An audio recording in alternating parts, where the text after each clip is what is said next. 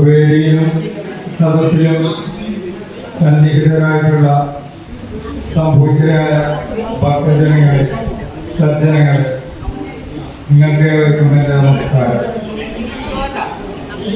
നമുക്കറിയാം, കഴിഞ്ഞ 7 ദിവസങ്ങളായി ഭക്തിസാന്ദ്രമായ ഒരു അന്തരീക്ഷം ഇവിടെ സൃഷ്ടിക്കാൻ ഒരുപാട് ആൾക്കാർ എനിക്കടക്കാം മാനസികമായിട്ട് ഒരുപാട് സന്തോഷം തരുന്ന പ്രക്രിയകളിലൂടെ നമ്മൾ സഞ്ചരിച്ചുകൊണ്ടിരിക്കുകയാണ്. സുതം ഗ്രാമസേവാ സമിതിയുടെ അനവധി പ്രവർത്തനങ്ങളും ലക്ഷ്യങ്ങളിലും ഒന്ന് മാത്രമാണ് ഇതുപോലെ ഭക്തിസാന്ദ്രമായ അന്തരീക്ഷം സൃഷ്ടിക്കുക, രാമായണ മാസാചരണം അടുത്ത തലമുറയ്ക്കായിട്ട് കൈമാറാനും വരുന്ന തലമുറ ഇതുപോലെ ആചാരങ്ങൾ, സംസ്കാരങ്ങൾ, ഉത്തമ പുരുഷോത്തമനായ രാമനെ പറ്റിയും അതിലുള്ള മറ്റ് കഥാപാത്രങ്ങളെ പറ്റിയും നമ്മുടെ ജീവിതത്തിന് ഉതകുന്നതായ രീതിയിലുള്ള നല്ല പ്രവർത്തനങ്ങൾ മാതൃകയായി സ്വീകരിച്ച് മുന്നോട്ട് പോകുവാനായിട്ടൊരു പ്രചോദനം ഇവിടെ നിന്ന് കിട്ടുകയാണെങ്കിൽ അത് ഞങ്ങൾ സംതൃപ്തരാണ്. പിന്നെ എന്നിലുള്ള കർത്തവ്യം ഇന്ന് വന്നിട്ടുള്ള ടീച്ചറെ സ്വാഗതം ചെയ്യുന്നത് എന്നുള്ളതാണ്. കഴിഞ്ഞ 27 വർഷമായിട്ട് അമൃത വിദ്യാലയത്തിൽ അധ്യാപികയായ കൊടുങ്ങല്ലൂരിന്റെ നിറഞ്ഞ സദസ്സുകളിൽ സാമൂഹ്യ, സാംസ്കാരിക, ആധ്യാത്മിക വേദികളിലും ഒരു നിറഞ്ഞ പങ്കാളിത്തം ഞാൻ നേരിട്ട് കണ്ടിട്ടുള്ള ടീച്ചർ. ഇതിനുള്ള അറിവ് പ്രത്യേകിച്ച് പൊതുജനങ്ങൾക്ക് അല്ലെങ്കിൽ പ്രത്യേകിച്ച് കുട്ടികൾക്ക്, കുരുന്നുകൾക്ക് പകർന്നു കൊടുക്കാനായിട്ടുള്ള സന്നദ്ധ മനസ്സ്, അതിൻ്റെ ഏറ്റവും ഉത്തമ ഉദാഹരണമാണ് അമൃത വിദ്യാലയത്തിൽ നിന്നും അതോടൊപ്പം സരസ്വതി വിദ്യാലയത്തിലേക്ക് ഇപ്പോൾ ടീച്ചർ വന്ന കുരുന്നുകൾക്ക് അവർക്ക് നൈതികം അതുപോലെ ആധ്യാത്മിക കാര്യങ്ങളിൽ അവർക്ക് പ്രചോദനമായിട്ട് ക്ലാസ് എടുത്തുകൊണ്ടിരിക്കുന്നു. അപ്പൊ ഞാൻ ടീച്ചറെ എല്ലാവരുടെ പേരിലും സമിതിയുടെ പേരിൽ ഞാൻ ഹാർദമായി സ്വാഗതം ചെയ്യുന്നു. എല്ലാവർക്കും നമസ്കാരം. എല്ലാവർക്കും എൻ്റെ നമസ്കാരം.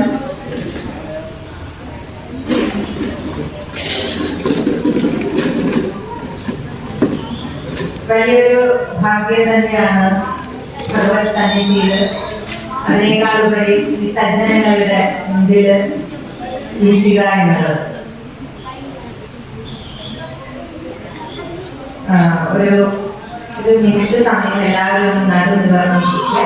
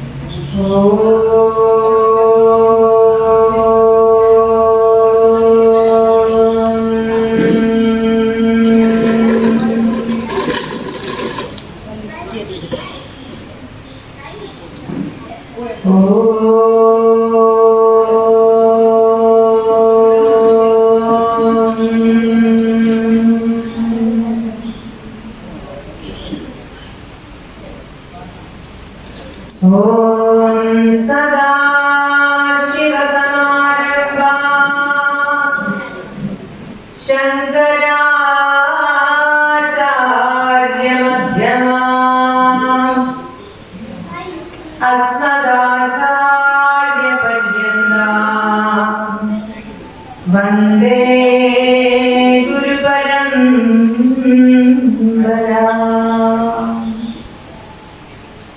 ശ്രീ ഗുരുഭ്യോ നമഃ. എല്ലാവരും രാമായണത്തിന്റെ ആനന്ദ ലഹരിയിലാണ്. ആ ലഹരി നമുക്ക് നിലനിർത്തേണ്ടതുണ്ട്. അങ്ങനെ ചിന്തിക്കുമ്പോൾ ഈശ്വര കാരുണ്യത്താൽ അല്ലെങ്കിൽ ഗുരുകാരുണ്യത്താൽ മാത്രം ലഭ്യമാകുന്ന ഒരു അവസരമാണ് ഇത്. ഒരുപാട് പേരുടെ പ്രയത്നഫലമായി, പ്രാർത്ഥനയുടെ അടിസ്ഥാനത്തില്, സമർപ്പണത്തിന്റെ ഫലമായിട്ടാണ് നമ്മളിങ്ങനെ ഇവിടെ ഒത്തുകൂടിയിരിക്കുന്നത്. ഇത്തരം ഒത്തുചേരലിനെയാണ് സത്സംഗം എന്ന് പറയുന്നത്. സത്സംഗം കൊണ്ട് നമ്മൾ ശുദ്ധരാവുകയാണ്, ശാന്തചിത്തരാവുകയാണ്, ആനന്ദം അനുഭവിക്കുകയാണ്.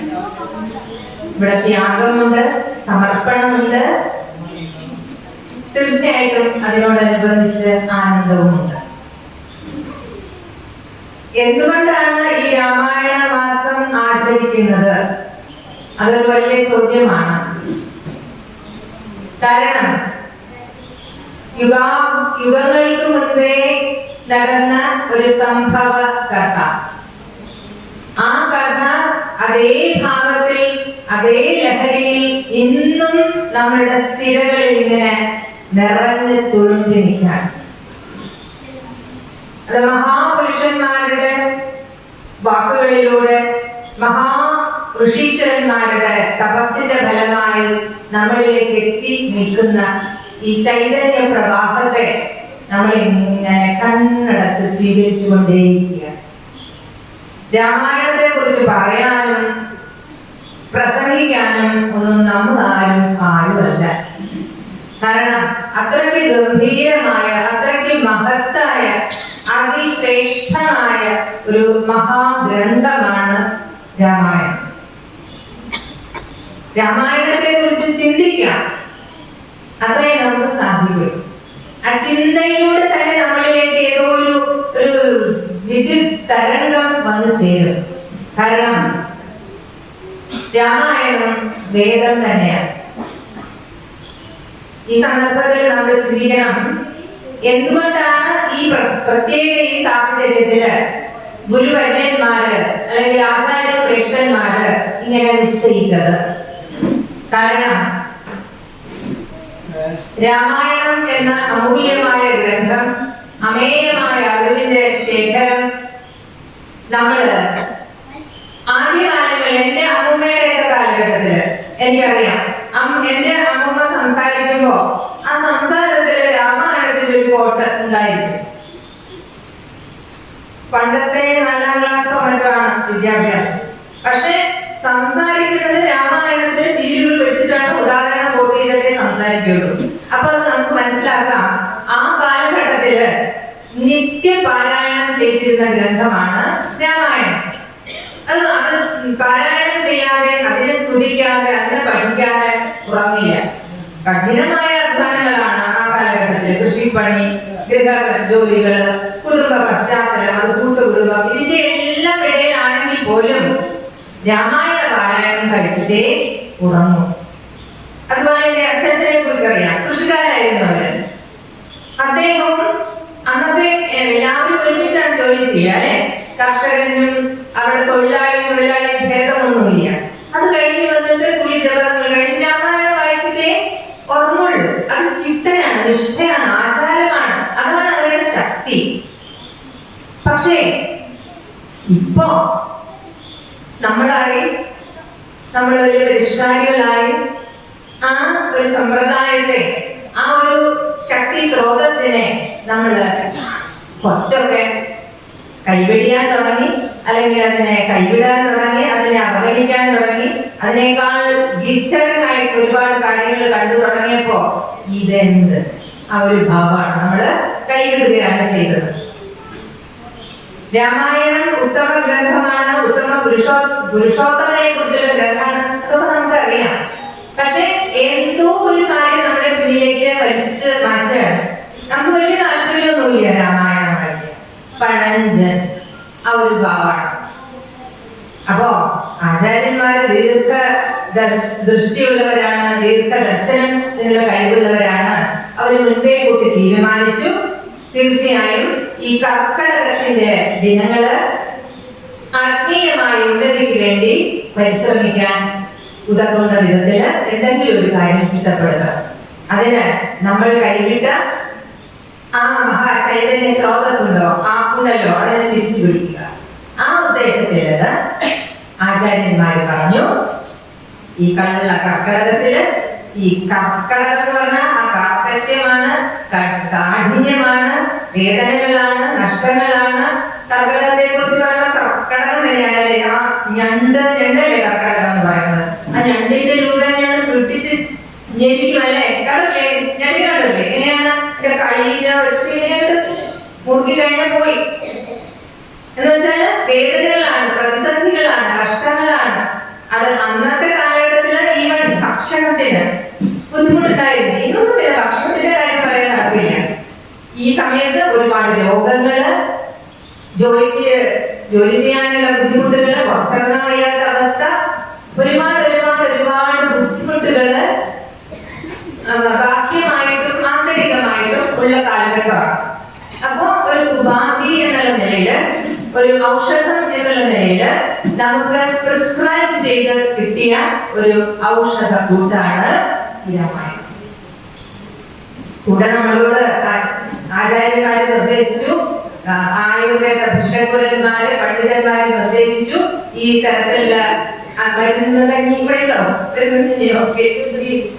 മരുന്ന് കഞ്ഞി സേവിക്കണം. അപ്പോ മരുന്ന് കഞ്ഞി സേവിക്കുന്നു, അത് ശാരീരികമായിട്ടുള്ള പോഷണത്തിന്. ഈ രാമായണം സേവിക്കുന്നു ശാരീരികവും മാനസികവും ബൗദ്ധികമായിട്ടുള്ള പോഷണത്തിന്. നമുക്കത് രണ്ടും വേണം. ശാരീരികം, മാനസികം, ബൗദ്ധികം ആയിട്ടുള്ള പോഷണത്തിന് രാമായണം വായിച്ചേ തീരും. ശാരീരികമായിട്ടുള്ള പോഷണത്തിനും ശ്രേഷ്ഠതയ്ക്കും നമുക്ക് ഔഷധ കഞ്ഞിയുമുണ്ട്. അപ്പോ മറക്കാതെ നമ്മളത് സേവിക്കും. ഇനി എന്താണ് ഈ രാമായണത്തിന്റെ മഹത്വം? ഞാൻ പറഞ്ഞല്ലോ, അത് വേദം തന്നെയാണ്. നമ്മളുടെ ഗ്രന്ഥം ഏതാ? സനാതനിയുടെ ഹിന്ദുവിന്റെ ഗ്രന്ഥം ഏതാ? വേദമാണ്. ഓക്കെ, മഹാഭാരതമോ രാമായണമോ ഭഗവത്ഗീതയോ ഇതൊന്നുമല്ല നമ്മുടെ ഗ്രന്ഥം എന്ന് ചോദിച്ചാൽ നമ്മള് ഉറച്ചു പറയണം, നമ്മുടെ ഗ്രന്ഥം വേദമാണ്. ഹിന്ദുവിന്റെ എന്ന് പറഞ്ഞാൽ സനാതന ധർമ്മിയുടെ ഗ്രന്ഥം വേദമാണ്. അപ്പൊ വേദം എഴുതിയിരിക്കുന്നത് പ്രത്യേക ഒരു വ്യക്തിയുടെ, ഒരു പുരാണ ഋഷിയുടെ കോൺട്രിബ്യൂഷൻ ഒന്നുമല്ല. ഒരുപാട് ഋഷീശ്വരന്മാരുടെ തപസ്സുകൊണ്ട്, കഠിനമായ ജീവിതചര്യയില്, ത്യാഗത്തില്, സമർപ്പണത്തിലൊക്കെ ഇങ്ങനെ അവർ ജീവിച്ചപ്പോ ഒട്ടും തണുപ്പില് ഭക്ഷണമൊക്കെ മാറ്റിവെച്ചുകൊണ്ട്, വേഗ ലക്ഷ്യം വെച്ചുകൊണ്ട് ഈശ്വരനെ ലഭിച്ചേ തീരൂ എന്നുള്ള ഉത്കടമായ ഉത്സാഹത്തിലും പ്രതീക്ഷയിലും എന്താ പറയാ, സമർപ്പിതമായിട്ട് ഓരോ നിമിഷത്തിലും ജീവിച്ചപ്പോൾ, ചരിച്ചപ്പോൾ അവർക്ക് ചില റെവലേഷൻസ് കിട്ടിയെന്ന് പറയും. റെവലേഷൻ എന്ന് പറഞ്ഞാൽ ചില വെളിപാടുകൾ. വേദം തന്നെ, വേദം എന്ന് പറഞ്ഞാൽ വാക്കിനർത്ഥം അറിവ് എന്നാണ്. ആ വേദം തന്നെ അവരിൽ ഇങ്ങനെ തെളിവ് കിട്ടി. അത് ഈശ്വരൻ തന്നെ തന്നതാണ്, ഈശ്വരൻ തന്നെ പറഞ്ഞതാണ്. അതുകൊണ്ട് ഈശ്വര പ്രോക്തം എന്നാണ് പറയുക. അപ്പോ വേദം എന്ന് പറഞ്ഞാല് അത് ഈശ്വരൻ തന്നെ പറഞ്ഞ് തന്നിട്ടുള്ളതാണ്. അതിന്റെ പേരാണ് ഈശ്വര പ്രോക്തം. ആ ഈശ്വരൻ പറഞ്ഞത് ആരിലൂടെ നമുക്ക് കിട്ടി? ഋഷീശ്വരന്മാരിലൂടെ കിട്ടി. അപ്പൊ വേദം ഋഷി പ്രോക്തവും ആണ്, ഈശ്വര പ്രോക്തമാണ്, ഈശ്വരനാൽ പറയപ്പെട്ടതാണ്, ഋഷിമാരാൽ പറയപ്പെട്ടതാണ്. ഈശ്വര പ്രോക്തം, ഋഷി പ്രോക്തം. അപ്പൊ ഇത്രയും നല്ല ആ ഉപദേശവാണികള്, ആ അറിവ്, അത് ഇങ്ങനെ വ്യാപിച്ചു കിടക്കുകയാണ്. ഓരോരോ മന്ത്രം, ബ്രാഹ്മണം, ആരണ്യകം, ഉപനിഷത്ത്, അങ്ങനെയുള്ള 4 ഭാഗങ്ങളായിട്ട് അതിനെ ഒന്ന് ചിട്ടപ്പെടുത്തിയിട്ടുണ്ട്. എങ്കിലും അത് സ്പ്രെഡാണ്. വേദം പഠിക്കുക എന്ന് പറയുമ്പോൾ ഒരു ആയുസ് മുഴുവനും ഇരുന്ന് പഠിക്കേണ്ട അത്രയ്ക്കുണ്ട്. നമ്മളെ പോലുള്ളവർക്ക് ആ കാലഘട്ടത്തിൽ അസാധ്യം തന്നെയാണ്. അത് അഗമ്യമാണ്. നമ്മൾ ആ ഭാഷയാണ് ഉപയോഗിക്കുന്നത്. അഗമ്യമായിരുന്നു. നമുക്കതിനെ അതിനെ ലഭിക്കാൻ ബുദ്ധിമുട്ടാണ്. ഒന്നാമത് ഭാഷ, അതിന്റെ വ്യാകരണ രീതികള്. അപ്പൊ സംസ്കൃതത്തിന്റെ ഗാഠമായിട്ടുള്ള, ഗഹനമായിട്ടുള്ള ആ അവസ്ഥ നമ്മളെ പോലുള്ള സാധാരണക്കാർക്ക് എന്തായിരുന്നു? അഗമ്യമായിരുന്നു. വലിയൊരു ധനമുണ്ട്, അത് എടുത്ത് ഉപയോഗിക്കാൻ സാധിക്കില്ല എങ്കിൽ അതുകൊണ്ട് എന്ത് ഉപയോഗം? അപ്പൊ അതിനെ ഇങ്ങനെ ജനങ്ങളിലേക്ക് എത്തിക്കണം. അങ്ങനെ ഈ വേദത്തെ നമ്മൾ കഴിഞ്ഞ ദിവസം വേദവ്യാസ ജയന്തി ആഘോഷിച്ചില്ലേ? 21-ാം തീയതി, ഇന്നലെ ഗുരുപൂർണിമ ദിനത്തില്. അത് ആ മഹാപ്രഭുവിന്റെ, ആ മഹാസന്യാസിയുടെ, ആ ഋഷിവര്യന്റെ ജന്മദിനമായിരുന്നു. അപ്പൊ വേദവ്യാസൻ, അദ്ദേഹത്തിന്റെ ശരിക്കും പേര് എന്താണ് മക്കൾക്കറിയോ? കൃഷ്ണദ്വൈപായനൻ. കൃഷ്ണനാണ് പേര്. ആൾക്ക് നല്ല പേരാണ്, കൃഷ്ണൻ എന്നാണ് പേര്. ആ കൃഷ്ണൻ ജനിച്ചത് ഒരു ദ്വീപിലായിരുന്നു. അതുകൊണ്ട് കൃഷ്ണ ദ്വൈപായനൻ എന്ന് നമ്മളൊക്കെ വിളിക്കാൻ തുടങ്ങി. അദ്ദേഹത്തിന്റെ ശരിയായ പേര് കൃഷ്ണൻ അല്ലെങ്കിൽ ബാദരായണൻ. രണ്ടു പേരാണ്. ഒന്ന് കൃഷ്ണൻ, നല്ല സ്വീറ്റ് നെയിം. പിന്നെ ബാദരായണൻ, അത്ര ഗഹനമായ പേരാണ്. പക്ഷെ നമ്മൾ വിളിച്ചു തുടങ്ങി എന്താണ്? വേദവ്യാസൻ. ആ പേര് വരാൻ എന്താ കാരണം? വേദത്തെ ഇങ്ങനെ വ്യസിച്ചു, വേദത്തെ വ്യസിച്ചു, എഡിറ്റ് ചെയ്തു, ഘടകങ്ങളാക്കി വേർതിരിച്ചു. അങ്ങനെ വേദത്തെ 4ആയി പകുത്തു. അതാണ് വ്യസിച്ചു എന്ന് പറയുന്നത്. അപ്പോ ഋഗ്, യജു, സാമ, അഥർവ. വേദത്തെ എങ്ങനെയാ തിരിച്ചത്? ഋഗ്, യജു, സാമ, അഥർവ. അങ്ങനെ 4 ഭാഗങ്ങളായി തിരിച്ചു. വേദം തന്നെയാണ് രാമായണം. പക്ഷെ ലളിതവൽക്കരിക്ക് ആർക്ക് വേണ്ടി ലളിതമാക്കി? നമുക്ക് വേണ്ടി ഒന്ന് ലഘുവാക്കി, അതിനൊന്ന് ലളിതം, ഈസി ആക്കി, സിമ്പിൾ ആക്കി. അങ്ങനെ 2 ഗ്രന്ഥം അവര് എഴുതി. അതില് ഫസ്റ്റ് വൺ ആണ് രാമായണം. അതിന്റെ പേരാണ് ഇതിഹാസം എന്നാണ്. 2 ഗ്രന്ഥങ്ങൾ എഴുതി, അതാണ് ഇതിഹാസം. ഇതിഹാസം എന്ന് പറഞ്ഞാല് ഇങ്ങനെ നടന്നത്. അപ്പൊ നമുക്ക് ചോദിക്കാം, രാമായണം നടന്ന കഥയാണോ അതോ കെട്ടിച്ചമച്ച ആലങ്കാരികമായ ഒരു കൃതിയാണോ? എന്താണ് മക്കളെ? നടന്ന കഥയാണോ? നടന്ന കഥയാണ്. ആ വാക്ക് തന്നെ പറയണു, ഇങ്ങനെ ഇതിഹാസം, സംഭവിച്ച കഥയാണ്. അപ്പൊ നമ്മൾ ആരോടും ശങ്കുരത്തോടുകൂടി പറയണം, രാമായണം നടന്ന കഥയാണ്. അപ്പൊ രാമായണം എഴുതിയതാരാണ്? ആദി കവി വാൽമീകി കവിയാണ് എഴുതിയിരിക്കുന്നത്. അപ്പൊ അദ്ദേഹം ആദ്യത്തെ ഇതിഹാസം നമുക്ക് തരുന്നു, ആദി കാവ്യം തരുന്നു. ആ മഹാഗുരുവിനെ നമ്മൾ ആദ്യമേ നമസ്കരിക്കുകയാണ്. അദ്ദേഹത്തിന്റെ കൃതിയില് ഓരോ സംഭവങ്ങളും ഓരോ വ്യക്തികളും അവരുടെ സ്വഭാവ വൈശിഷ്ട്യങ്ങളും പ്രത്യേകതകളും എല്ലാം കോർത്തിണക്കി മഹാഗംഗ പോലെ ഇങ്ങനെ ഒഴുകുകയാണ്. വ്യാസോചിഷ്ടം ജഗത് സർവം എന്ന് പറയും. ഈ ജഗത്തിലുള്ളത് എന്തോ അതിനെ കുറിച്ച് എല്ലാം വ്യാസമുനി പറഞ്ഞിട്ടുണ്ട്. വ്യാസമുനി പറയാത്തതിന് ഒന്നുമില്ല. അതുകൊണ്ട് ആചാര്യന്മാരൊരു കോട്ട തന്നിരിക്കുകയാണ്, വ്യാസോചിഷ്ടം ജഗത് സർവം. വ്യാസം പറഞ്ഞിട്ടുള്ളതേ ഉള്ളൂ. അപ്പൊ ജഗത്തിൽ എന്തൊക്കെയുണ്ടോ അതിനെ കുറിച്ച് ഭഗവാൻ തന്നെയാണ് കേട്ടോ, വ്യാസഭഗവാൻ പറഞ്ഞിട്ടുണ്ട്. അപ്പോ ഒരു വ്യക്തിയുടെ ജീവിതം, ഒരു കുടുംബത്തിന്റെ ജീവിതം, സമുദായത്തിന്റെ ജീവിതം, രാജ്യത്തിന്റെ ഓരോരുത്തരുടെയും ജീവിതം എല്ലാം കോർത്തിണക്കുക. അനുരാഗമുണ്ട്, പ്രേമമുണ്ട്, പ്രേമ നൈരാശ്യമുണ്ട്, വിദ്വേഷമുണ്ട്, വൈരാഗ്യമുണ്ട്, പിന്നെ എന്താ പറയാ, ഫൈറ്റിംഗ് അല്ലെ, യുദ്ധഭാവങ്ങളുണ്ട്. എന്തൊക്കെ ആയാലും അവസാനം ഒരു വിജയമുണ്ട്. അതാർക്കാ വിജയം നേടാൻ സാധിക്കുക? എവിടെയാണോ ധർമ്മം, ആരാണോ ധർമ്മത്തിൽ ഉറച്ച് ധർമ്മത്തിൽ ഊന്നി ജീവിക്കുന്നത് അവർക്കാണ് വിജയം എന്ന് നമ്മൾ പഠിച്ചു. അപ്പൊ വേദം പഠിപ്പിക്കുന്നു, സത്യം വദ, ധർമ്മം ചര, സ്വാധ്യായാത്മ പ്രമത്തഃ. അപ്പൊ പറഞ്ഞത് വേദമാണ്. എന്താണ്? സത്യം വദ, ധർമ്മം ചര, സ്വാധ്യായാത്മ പ്രമത്തഃ.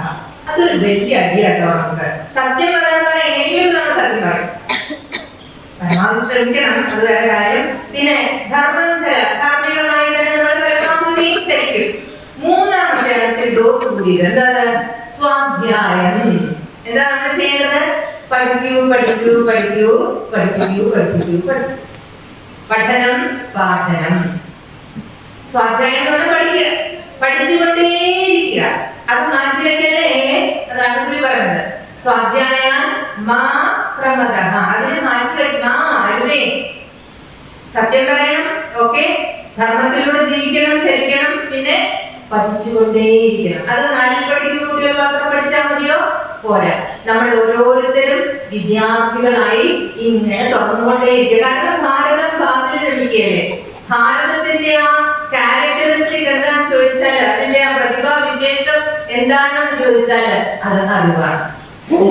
അപ്പൊ നിത്യവും നിരന്തരം നമ്മൾ അറിവ് നേടിക്കൊണ്ടേയിരിക്കും. എവിടെ പോകും ഈ പുസ്തകങ്ങൾ മുഴുവനും? അതിന്റെ ശേഖര ഗ്രന്ഥശാലയാണ് ഭാരതം. അപ്പോ ആദികാമ്യം രാമായണം നമ്മൾക്ക് തന്നു. പിന്നെ അടുത്ത വലിയ ഫാമിലി സിറ്റുവേഷനാണ്, യുദ്ധമാണ് അവസാനം. യുദ്ധത്തിലും ജയിച്ചത് ധർമ്മം തന്നെ, ധർമ്മത്തിന്റെ അവതാര പുരുഷൻ തന്നെയാണ് ജയിക്കുന്നത്. അത് മഹാഭാരതം. രാമായണം തന്നു, മഹാഭാരതം തന്നു. ഇങ്ങനെ ചിന്തിക്കുമ്പോ എന്തിനു വേണ്ടിയാണ് ഈ കൃതികളൊക്കെ എഴുതിയത്? ഓരോരോ ക്യാരക്ടേഴ്സിനെയും ഓരോരോ കഥാപാത്രങ്ങളെയും അവരുടെ വാല്യൂസ്, മൂല്യങ്ങളും ഗുണങ്ങളും എല്ലാം ഇങ്ങനെ പ്രൊജക്ട് ചെയ്ത് കാണിച്ചിട്ട് അവരെ ഇങ്ങനെ ജീവിതപാതയിലൂടെ സഞ്ചരിപ്പിച്ചിട്ട് അവർ തമ്മിലുള്ള കോൺഫ്ലിക്ട്സ് അല്ലെങ്കിൽ സംഘർഷങ്ങൾ അതിഗംഭീരമായും അതിശയോക്തി കലർത്തി തന്നെയും അവതരിപ്പിച്ചുകൊണ്ട് നമ്മളെ ഇങ്ങനെ പ്രക്ഷുബ്ധരാക്കുകയും പ്രകോപിതരാക്കുകയും ഒക്കെ ചെയ്യും. എന്താ പറയുക, സങ്കുചിതമായ മനസ്സും പിന്നെ സംഘർഷപൂരിതമായ മനസ്സും ഒക്കെ ആക്കും. നമ്മളുടെ മനസ്സും മനസാക്ഷി ഇങ്ങനെ എത്തിക്കും.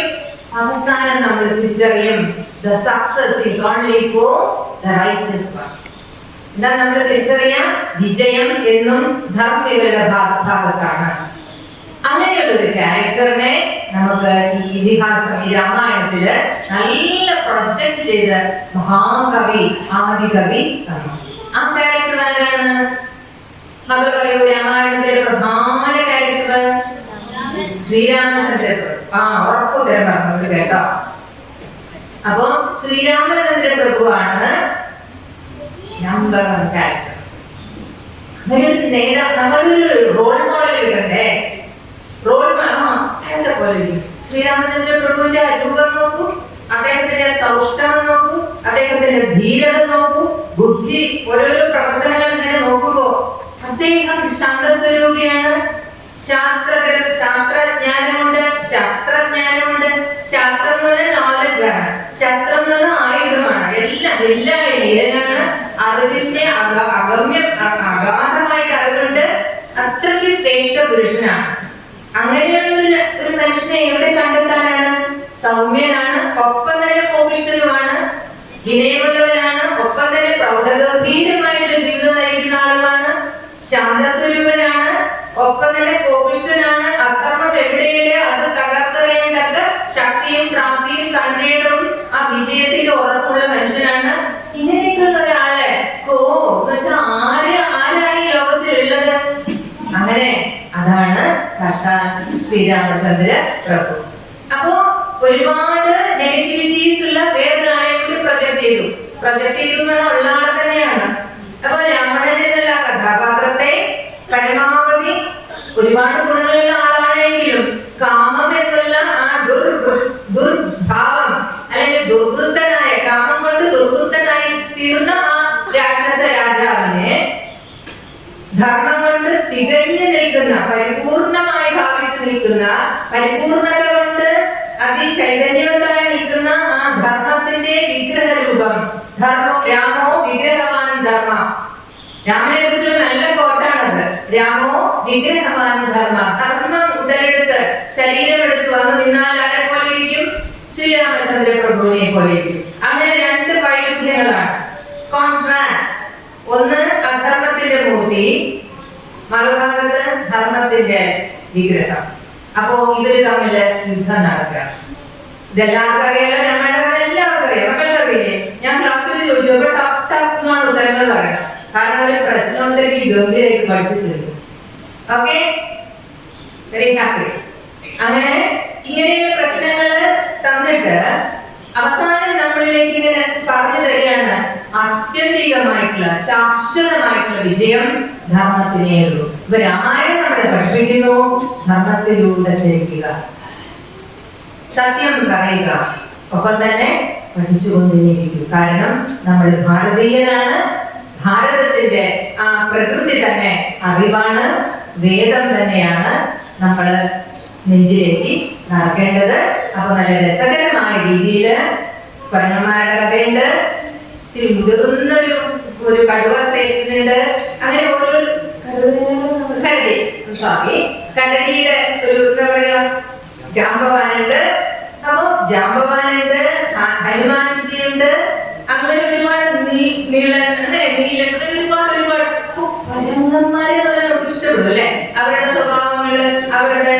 വികൃതികള്, കുറയ്ക്കാത്ത പ്രകൃതങ്ങള് നമുക്ക് നോക്കാം. ഗർഭനയിലെ നമ്മുടെ മനസ്സിലുള്ളത് അല്ലേ? ഇവിടെ ഇരുന്നാല് അവിടെ പോകും, ക്ലാസ്സിൽ ഇരുന്നാല് അമേരിക്ക ആയിരിക്കും. അങ്ങനെ ഓരോരോ തരത്തിൽ നമുക്ക് നമ്മുടെ മനസ്സിനെ തുള്ളി തുള്ളി തുള്ളി ചാടും. അപ്പൊ നമ്മളുടെ മനസ്സിനെയും കൂടി ഒന്ന് മനസ്സിലാക്കി തരികയാണ് ഈ വാനര സ്വഭാവങ്ങൾ. കാരണം നമ്മള് ഒരിക്കലും പുരുഷന്മാരെന്ന് പറയാൻ പാടില്ലാത്ത അത് വാനരന്മാരാണ്, ശ്രേഷ്ഠന്മാരാണ്. എന്താ നരന്മാരാണോ? അല്ല, സമോസിമില്ല. അപ്പൊ അങ്ങനെ നല്ല പണ്ഡിതന്മാരുണ്ട്, ശാരീരികമായി ബലിഷ്ഠരായിട്ടുള്ള വ്യക്തികളുണ്ട്. ഇവരെല്ലാവരും കൂടി ചേർന്ന് ഒരു മഹാസംരംഭത്തിന് ഇറങ്ങി പുറപ്പെട്ടു. അതിനുള്ള കാരണങ്ങളൊക്കെ ഉണ്ടാവും, അത് പ്രകൃതി തന്നെ ഒരുക്കും. സീത പെട്ടെന്ന് മാറി മായാസീതയാവുന്നു. ആ മായാസീതയെ കട്ടുകൊണ്ടു പോകാനായിട്ട് മുനിവേഷത്തില്, വടുരൂപത്തില്, സന്യാസി വേഷത്തിലൊരു ഒരു ഒരു വലിയ അധികാരം വരുന്നു. പുഷ്പവിമാനത്തിലേക്ക് കൊണ്ടുപോകുന്നു. ലക്ഷ്മണൻ വിഷമിച്ചു നിൽക്കുന്നു. സീതാദേവി ഭർസിക്കുന്നു. ശ്രീരാമന് ഗത്യന്തരമില്ലാതെ ആ കൊച്ചു സുന്ദരനായിട്ടുള്ള സ്വർണ്ണമാലിനെ പിടിക്കാൻ ശ്രമിച്ച് കൊണ്ടുവരുന്നത് സിറ്റുവേഷൻ. അങ്ങനെയുള്ള സാഹചര്യങ്ങളൊക്കെ ഈശ്വരൻ ഇങ്ങനെ ഒരുക്കുകയാണ്, നമ്മളെ പരീക്ഷിക്കുകയാണ്. നമ്മളെ ഇങ്ങനെ മൂശയിലിട്ട് ഉരുക്കുകയാണ്. ഉരുക്കി ഉരുക്കി ഉരുക്കി വരുമ്പോ നമ്മളിലുള്ള മാലിന്യങ്ങളൊക്കെ പോയിട്ട് നമ്മളിങ്ങനെ തിളങ്ങാൻ തുടങ്ങും. തിളങ്ങള് എളുപ്പമല്ല, ഒരുപാട് മാലിന്യങ്ങള്, കറകള്, സ്റ്റെയിൻസ് എന്ന് പറയും. ഒരുപാട് സ്റ്റെയിൻസ് നമ്മുടെ ഉള്ളിലുണ്ട്. അതൊക്കെ ഇങ്ങനെ കറക്കി കറക്കി കറക്കി കളഞ്ഞു വരുമ്പോ നല്ല മാണിക്യമാകും നമ്മൾ ഓരോരുത്തർ. അത് കുറേ കർഷിക രാമായണം ഒന്ന് ആലോചിച്ച് നോക്കൂ. ആ കൊച്ചു മകനെ പിടിച്ച് കാട്ടിലേക്ക് കൊണ്ടുപോകണു. എത്ര ദുരവസ്ഥകളിലൂടെ അത് കടന്നു പോകുന്നു. അദ്ദേഹത്തിന്റെ കൂടെ ആ ധാർമ്മിക മൂല്യമുള്ളവര് ഒത്തുചേരുന്നു, പ്രശ്നങ്ങളെ അതിജീവിക്കുന്നു, ആത്യന്തികമായി വിജയം നേടുന്നു. എല്ലാവരും ശാരീരിക ക്ഷമത കൊണ്ട് മാത്രമല്ല, ആത്മീയമായ അല്ലെങ്കിൽ ആധ്യാത്മികമായിട്ടുള്ള ഒരു കഴിവിന്റെ നേർ വിജയം തന്നെയാണ് നമ്മൾ രാമായണത്തില് കാണുന്നത്. ഇതെല്ലാം പഠിപ്പിക്കുന്നത് രാമനെ എന്താണ് കോട്ട് പറഞ്ഞത്? നമ്മള് രാമോ വിഗ്രഹവാൻ ധർമ്മം. ആ ഒരു പോയിന്റിൽ മാത്രം നിന്നുകൊണ്ട് നമ്മളിങ്ങനെ രാമന്റെ കൂടെ നടക്കണം. രാമന്റെ കൂടെ നടക്കലാണല്ലോ രാമായണം. രാമസ്യ അയനം രാമായണം. രാമന്റെ അയനമാണ് രാമസ്യ അയനം രാമായണം. അപ്പൊ രാമന്റെ കൂടെ നമ്മളിപ്പോ പോകുന്നില്ലേ, യാത്ര ചെയ്യുന്നില്ലേ? അതാണ് സ്പിരിറ്റ്. അപ്പോ ഈ പ്രത്യേകമായ സാഹചര്യത്തില് നമ്മൾക്ക് ഋഷീശ്വരന്മാര് അല്ലെങ്കിൽ ആചാര്യന്മാര് തന്ന ഒരു ഔഷധക്കൂട്ടാണ് രാമായണം. ആ ധർമ്മത്തിലുള്ള ബോധം നിമിത്തം, ഉറച്ച വിശ്വാസം നിമിത്തം, അല്ലെങ്കിൽ അട്രാക്ഷൻ നിമിത്തം നമ്മുടെ രാമന്റെ കൂടെ ഇങ്ങനെ ചരിക്കുകയാണ്. രാമന്റെ കൂടെ ചരിക്കുക അത്ര എളുപ്പമുള്ള കാര്യമല്ല. ആരണ്യകാണ്ഡമുണ്ട് അല്ലെ? ആരണ്യകാണ്ഡമുണ്ട്. പിന്നെ നോക്കുമ്പോ കിഷ്കിന്ധ കണ്ടുണ്ട്. കിഷ്കിന്ധ എന്ന് പറഞ്ഞാൽ നമ്മുടെ കൂട്ടരാണ്, ബഹളക്കാരാണ്, അങ്ങോട്ട് ചാടും ഇങ്ങോട്ട് ചാടും. ഇതെല്ലാം നമ്മുടെ മനസ്സിന്റെ ആ ഒരു വൈകാരികമായിട്ടുള്ള പ്രക്ഷുബ്ധതയുണ്ട്, വൈകാരികമായിട്ടുള്ള സങ്കുചിതമായിട്ടുള്ള ഭാവങ്ങളുണ്ട്. ഇതെല്ലാം നിറഞ്ഞ സരണിയിലൂടെ നമ്മൾ യാത്ര ചെയ്യണം. പക്ഷെ നമുക്കറിയാം നമ്മൾ ആരുടെ കൂടെ ചരിക്കുന്നത്? രാമന്റെ കൂടെ. ആരുടെ ആയനമാണ്? രാമസ്യ അയനം രാമായണം. അങ്ങനെ നമ്മളിങ്ങനെ യാത്ര ചെയ്യാണ്. അപ്പൊ യാത്ര ചെയ്യുന്ന കൂട്ടരുടെ കൂട്ടത്തില് എല്ലാവർക്കും പറയാൻ ഒരുപാടുണ്ട്. നമ്മുടെ സ്ത്രീകളില്ലെങ്കിൽ ഈ ലോകമുണ്ടോ? ഇല്ല. സ്ത്രീകളെ ഒന്ന് ബഹുമാനിച്ചില്ലെങ്കിൽ ലോകം തന്നെ ഇല്ല. എവിടെയാണോ സ്ത്രീ ആരാധിക്കപ്പെടുന്നത്, എവിടെയാണോ സ്ത്രീ പൂജിക്കപ്പെടുന്നത്, അവിടെ മാത്രമേ ദേവീ ചൈതന്യമുള്ളൂ. അപ്പോ ആ ഒരു ഭാവവും രാമായണം നമുക്ക് തരുന്നുണ്ട്. സീതയെ ദേവി തന്നെയാണ് സീത. അതില് വാൽമീകി രാമായണത്തില് ശ്രീരാമചന്ദ്ര പ്രഭുവിനെ മാനുഷിക ഭാവം ഉയർത്തി നിർത്തിയിട്ടാണ് പറഞ്ഞിരിക്കുന്നത്. പക്ഷേ എനിക്കിങ്ങനെ രാമായണം വായിച്ചു നമ്മൾ എന്ത് കാര്യം വായിച്ചു വരുമ്പോൾ നമ്മുടെ സിരകളിൽ അത് നിറയും. ബുദ്ധിയിലും മനസ്സിലും സിരകളിലൊക്കെ അതിങ്ങനെ നിറയുമ്പോ നമ്മളുടേതായ തരത്തിൽ നമ്മൾ ചിന്തിച്ചു പോകും. മനുഷ്യരുടെ പ്രത്യേകതയാണ്. നമുക്ക് നമ്മുടെ ഇപ്പൊ കൃഷ്ണനെ കുറിച്ച് കൃഷ്ണ എന്ന് പറയുമ്പോ കൃഷ്ണൻ എനിക്ക് വേണ്ടി മാത്രം ഒരു കൃഷ്ണന്റെ കൃഷ്ണന്റെ ഭാവം കൃഷ്ണനെ എടുക്കണേ, നമ്മള് കൃഷ്ണനെ ആക്കണം. ചിലപ്പോ നല്ല ഉണ്ണിക്കണ്ണനായിട്ട് എനിക്ക് തോന്നുന്നത് എനിക്ക് ഉണ്ണിക്കണ്ണനാണ്, വേറൊരാൾക്ക് തോന്നുന്നത് രാധാകൃഷ്ണനാണ്. ഇതെല്ലാം കൃഷ്ണൻ തന്നെ ചെയ്യുന്നുണ്ടോ? കൃഷ്ണൻ ഉണ്ണിയായിട്ട് ഓടി നടക്കുന്നുണ്ടോ? അന്ന് ഓടി നടന്നിരുന്നു. പക്ഷെ എന്റെ മനസ്സില് എന്റെ സങ്കല്പത്തിനനുസരിച്ച് കൃഷ്ണൻ ഉണ്ണിയായിട്ടും കുമാരനായിട്ടും യുവാവായിട്ടും ഒക്കെ നടക്കും. അത് ഞാനായിട്ടും നടക്കുന്നതാണ്. അതുപോലെ ഈ രാമായണം, വാൽമീകി രാമായണം പഠിച്ച് കേടി കൂട്ട് നമ്മുടെ മഹാപ്രഭു ഉണ്ടല്ലോ, തുഞ്ചത്ത് രാമാനുജൻ എഴുത്തച്ഛൻ അല്ലെ, മലയാള ഭാഷയുടെ പിതാവ്. അദ്ദേഹം ഇങ്ങനെ ലഹരിയില്, ഭക്തി ലഹരിയില് രാമായണം ഇങ്ങനെ എഴുതി. അതൊരു കുറച്ച് വേർഷൻ മാറ്റി വന്നു. അത് ഭക്തി ലഹരി വരുമ്പോ രാമ രാമ രാമ അദ്ദേഹം തുടങ്ങിയ പിന്നെ എവിടെ നിർത്തുക? ഒരു നിർവാഹമില്ല. അദ്ദേഹത്തെ പറഞ്ഞോണ്ട് വാക്കുകളൊക്കെ കേട്ടില്ലേ അല്ലേ? അതിങ്ങനെ തുടങ്ങിയാൽ പിന്നെ നിൽക്കില്ല, ഒഴുകുകയാണ്. അത് ഭക്തി ലഹരിയാണ്, ഭക്തി പാരവശ്യമാണ്, ഭക്തി പ്രവാഹമാണ്.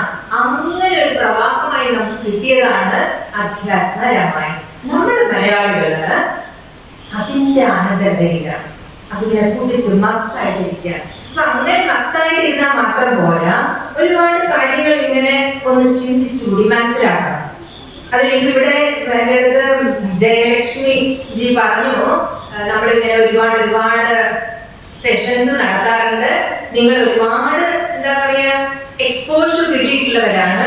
അതില് ജസ്റ്റ് ഒരു പോയിന്റ് ആണ് എൻ്റെ അടുത്ത് പറയാൻ പറഞ്ഞിട്ടുള്ളത്, കടുകട്ടിയാട്ടോ പോയിന്റ്. സ്ത്രീകളെ കുറിച്ച് പറയണം. സ്ത്രീകളെ കുറിച്ച് ശരിക്കും പറയാൻ സ്ത്രീകൾക്ക് കഴിയും അല്ലെ? കാരണം നമ്മുടെ സ്വഭാവമാണല്ലോ. അതിന്റെ വേറൊരു പതിപ്പ് പല രൂപത്തിലും നമുക്ക് കാണാം. അപ്പൊ അങ്ങനെ സ്ത്രീകളെ കുറിച്ച് നമ്മൾ പറയല്ല കേട്ടോ, സ്ത്രീകളെ കുറിച്ച് നമുക്ക് സ്വയം ചിന്തിക്കാം. പറയാനൊന്നും നമ്മുടെ അധികാരികള് കുറച്ചൊന്ന് ചിന്തിക്കാം.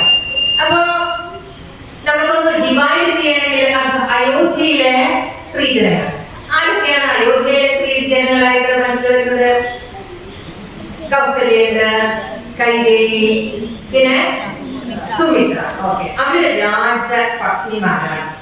പിന്നെ അവരുടെ മരുമക്കളില്ലേ, അവിടെ വരുന്ന നമ്പർ 1 സീത, ഊർമിള, ശ്രുതകീർത്തി, മണ്ഡൽ. അപ്പൊ അവരുടെ ആ ഒരു ലെവൽ, അവര് രാജകീയമായ രീതിയിൽ ജീവിച്ചു. രാജകീയമായ രീതി എന്ന് വെച്ചാൽ പ്രൗഢി, എല്ലാ അർത്ഥത്തിലും പ്രൗഢമായ ജീവിച്ചു. ധാർമ്മികതയുടെ പ്രൗഢി, അറിവിന്റെ പ്രൗഢി, ജീവിത സൗകര്യങ്ങളുടെ പ്രൗഢി, ഇതെല്ലാം ഉണ്ടായിരുന്നു. കാരണം കൊട്ടാരത്തിലാണ് ജീവിക്കുന്നത്. ആധികാരികമായി പറയുകയാണെങ്കിൽ ധർമ്മത്തിൽ ഉറച്ചു നിന്ന് ജീവിച്ചവരാണ് ആ കൊട്ടാരത്തിലെ അന്തഃപുര സ്ത്രീകള്. അമ്മായിയമ്മമാരായിക്കൊള്ളട്ടെ, മരുമകളായിക്കൊള്ളട്ടെ, തോഴിമാരായിക്കൊള്ളട്ടെ, അവരത് ഗംഭീരമായ രീതിയിൽ ധർമ്മം അനുഷ്ഠിച്ചുകൊണ്ട് ധാർമ്മികത മുന്നിൽ നിർത്തിക്കൊണ്ട് ജീവിച്ചവരാണ് അവര്. എന്നാല് നമ്മൾ സുഖമായിട്ടൊക്കെ ജീവിക്കും, പെട്ടെന്ന് ഒരു പ്രശ്നം വരും. അതാണ് ഒരു പ്രശ്നക്കാരി വന്നത് മന്ത്രിക്ക് എന്താ പ്രശ്നം? ഇങ്ങനെ ചൊറിഞ്ഞുകൊണ്ടിരിക്കും അല്ലെ? മന്ത്രിക്ക് ഇങ്ങനെ സ്വാഭാവിക പണ്ടൊന്നും അങ്ങനെ ചൊറിച്ചിലൊന്നും ഉണ്ടായിരുന്നില്ല, കാരണം ഹാപ്പി ആയിരുന്നു.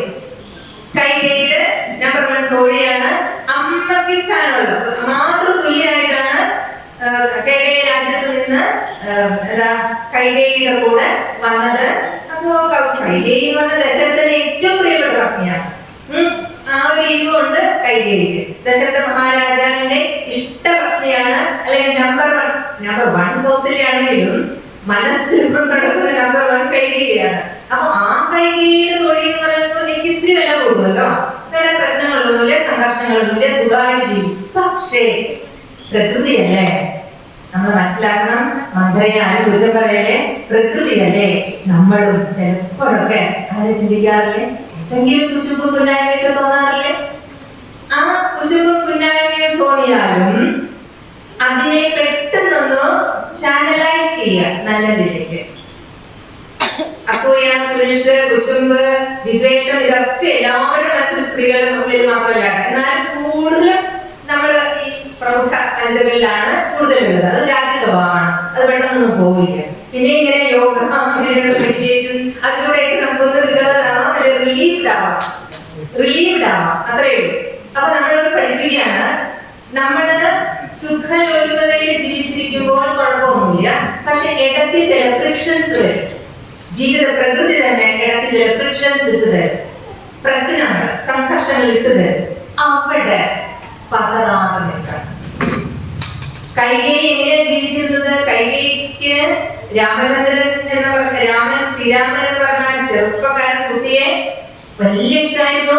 എന്റെ ഭരതനേക്കാളും ഇഷ്ടം എനിക്ക് രാമനെയാണ്, രാമനും അങ്ങനെ തന്നെയാണ്. രാമൻ രാജാവായി കഴിഞ്ഞാൽ എനിക്ക് എന്തൊരു സന്തോഷമാണെന്നറിയോ. അവന് കൗസല്യ മാതാവിനേക്കാളും പ്രിയം എന്നോടാണ്. അങ്ങനെയൊക്കെ ഉദ്ഘോഷിച്ച് നടന്നിരുന്ന കൈകേയി ഒരു നിമിഷം കൊണ്ട് പതറിപ്പോയി, പാളിപ്പോയി, ഏറ്റവും വൃത്തികെട്ട കഥാപാത്രമായി അവതരിപ്പിക്കുന്നു. എന്താ കാരണം ഉണ്ടായത്? ഒരു നിമിഷ നേരത്തെ ദുസ്സംഗം. ഒരു നിമിഷ നേരത്തെ ദുസ്സംഗം. അവര് എത്ര സന്തോഷമായിട്ടാണ് കഴുത്തിൽ നിന്നും ആഭരണം ഊരി ആദ്യം നല്ല ന്യൂസ് വാർത്തകൾക്ക് കൊടുത്തത്. രാമനോടുള്ള ഇഷ്ടം കൊണ്ടല്ലേ, അവരുടെ സംസ്കാരം അതായതുകൊണ്ടല്ലേ, അവരതുപോലെ പാലിച്ചതല്ലേ. അപ്പൊ നമ്മളും നമ്മുടെ ജീവിതത്തില് എത്ര ഭൗതികമായി നല്ല ഭംഗിയായിട്ട് ജീവിച്ചിരുന്നാൽ പോലും be careful, watchful in every fall. നമ്മളും എന്താ പറയാ, ഒന്ന് വീഴാനുള്ള സാധ്യതകളുണ്ട്.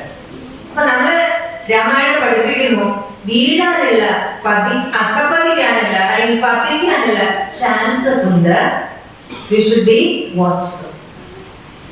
എപ്പോഴും ജാഗ്രതരായിരിക്കണം. അതിന് നമ്മൾ സ്വയം ഒരു കവചം സൃഷ്ടിക്കണം. അങ്ങനെയുള്ള കവചങ്ങളാണ് ആചാരാനുഷ്ഠാനങ്ങള്, നാമജപങ്ങള്, സത്സംഗങ്ങൾ. അപ്പൊ നമ്മളെപ്പോഴും ഒരു കവചം ധരിച്ചിരിക്കണം. കൈകേയിക്ക് സംഭവിച്ചു, ദശരഥന്റെ പ്രിയ ഭക്തിയായി എന്നുകൊണ്ട് സുഖലോലുപതയിൽ ഇങ്ങനെ ഇഴുകി ചേർന്നുകൊണ്ട് മറ്റൊരു ചിന്തയുമില്ലാതെ ആ ഒരു ഭാവത്തിലേക്ക് അവർ മഹാ പോരാളിയും വിലാളിയൊക്കെയാണല്ലേ. ദശരഥനെ സംരക്ഷിച്ചില്ലേ യുദ്ധരംഗത്ത്? അതിങ്ങനെ കീലകത്തില് വിരലിട്ട് അത് തന്നെയല്ല എന്ന് കേൾക്കുന്നുണ്ട്. കാരണം ദശരഥൻ തളർന്ന അവശനായപ്പോ ഒരു ഭക്തിയുടെ ധർമ്മം അനുഷ്ഠിച്ചു, വെള്ളം കൊടുത്തു, ശുശ്രൂഷിച്ചു, ക്ഷീണം അകത്ത് ദശരഥൻ ഭംഗിയായിട്ട് യുദ്ധം ജയിച്ചു. അല്ലാതെ ഇത്രയും വലിയ രഥചക്രത്തിൽ ഇങ്ങനെ കൈകളിലേക്ക് ദശരഥൻ യുദ്ധം ജയിക്കുന്നു പറയുന്നത് എത്രമാത്രം ശരിയാണ് ഞാനല്ല, എനിക്ക് സംശയമുണ്ട്. മറ്റൊരു ചോദിക്കുന്നത് കേട്ടിട്ടുണ്ട്. അപ്പൊ നമുക്ക് ഒരു കാര്യം വിചാരിക്കാം, ക്ഷീണിതനായ ഭർത്താവിനെ യുദ്ധരംഗത്ത് ശുശ്രൂഷിച്ചു, വേണ്ട ആവശ്യങ്ങൾ നിറവേറ്റി കൊടുത്തു, ക്ഷീണം മാറ്റി, യുദ്ധസന്നദ്ധനാക്കി, യുദ്ധം മാറ്റി. അങ്ങനെയുള്ള ഒരു പുരുഷനെ, അങ്ങനെയുള്ള ഒരു രാജാവിനെ, ഭർത്താവിനെ വേണ്ട പോലെ സൽക്കരിച്ചു, വേണ്ടത് നിർവഹിച്ചു കൊടുത്തു. അതിന് ആ പാവം ദശരഥ മഹാരാജാവിന് ആ സമയത്തും ഒരു ബുദ്ധി തോന്നിയില്ലേ? എന്ത് ബുദ്ധി തോന്നിയത്? ഇരിക്കട്ടെ നിങ്ങൾക്ക് രണ്ടുപേര്, ഭർത്താവിന്റെ ക്ഷീണം മാറ്റിയാണോ ഇങ്ങനെ ലോട്ടറി നമ്മൾ വാങ്ങിച്ചു വെക്കുന്നത്? ഭർത്താവിന് തലവേദന, ബാമ്പ് ഇറക്കി കൊടുത്തു, കുറച്ച് ചൂടുവെള്ളം കൊടുത്തു. ഏത് ഭർത്താവാണ് ഒരു ലക്ഷം ഇരിക്കട്ടെ എന്നുള്ള നിർത്തതിന് വിഡിതമല്ലേ അത് ദശരഥൻ പറ്റിപ്പോയത്? സംരക്ഷിക്കുന്ന ധർമ്മശാലിനിയാണ്, ധർമ്മഭക്തിയാണ്, സഹധർമ്മിണിയാണ്, മനോഹരമായ ധർമ്മം പാലിച്ചു വന്ന സുന്ദരിയായ സുശീലയായിട്ടുള്ള ധർമ്മിഷ്ഠയായ ഭക്തിയാണ് കൈകേയി. ഭംഗിയായിട്ട് ചെയ്തു. പക്ഷേ പ്രകൃതിയുടെ ചില കണക്കുകൂട്ട്, പ്രകൃതിയുടെ ചില ചില തന്ത്രങ്ങൾ അവിടെ ദശരഥനും വീണു. ഇവിടെ മന്ദരയാണെങ്കിൽ അതിനപ്പുറം പണി പറ്റിച്ച് കൈകേയി വീണു.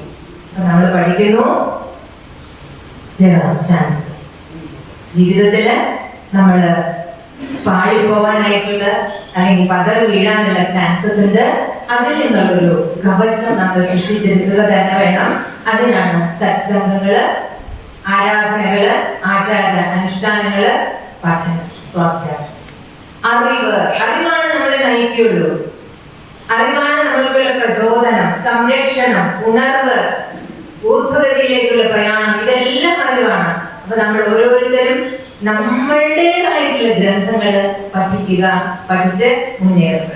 അപ്പൊ ഞാൻ പറഞ്ഞു വരുന്നത് കൈകേയിക്ക് സംഭവിച്ചത് അത് നല്ലൊരു സ്ത്രീ തന്നെയാണ്. നമ്മുടെ രാമായണത്തിൽ കേട്ടിട്ടുണ്ട്, സരസ്വതി ദേവി നാവിൽ വന്ന് വിളങ്ങി പറയും. ദാറ്റ് മീൻസ് ഇറ്റ്സ് യൂണിവേഴ്സ്, പ്രകൃതി തന്നെ ഒരുക്കുന്നതാണ്. അത് ഇന്ന് പ്രത്യക്ഷത്തിൽ അതൊരു വേദനയായി തോന്നിയാൽ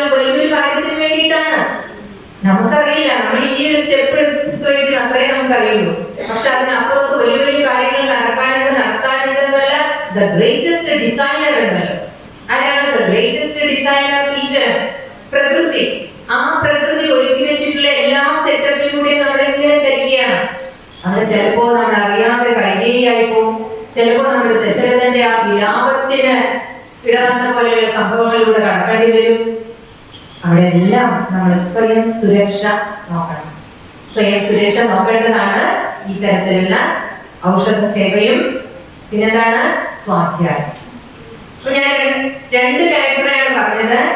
മന്ദര എന്ന് പറയുന്ന സുഖലോലുപയായി സന്തോഷമായി ജീവിച്ചിരുന്ന ഒരു സ്ത്രീ പ്രകൃതിയുടെ നിയമത്തിന് വിധേയമായിക്കൊണ്ട് ഒപ്പം സ്വാർത്ഥതയുണ്ട്. അത് എല്ലാവരും പ്രകൃതിയൊന്നുമില്ല. അപ്പൊ നമ്മളിൽ ആ ഒരു വാല്യൂ, നമ്മളിൽ ആ ഒരു ഗുണം ഉണ്ടെങ്കിൽ അത് മാത്രമായിട്ട് കയറി പിടിക്കും. കാന്തവും ഇരുമ്പവും അടുത്തുണ്ടെങ്കിൽ തീർച്ചയായിട്ടും കയറി പിടിക്കും.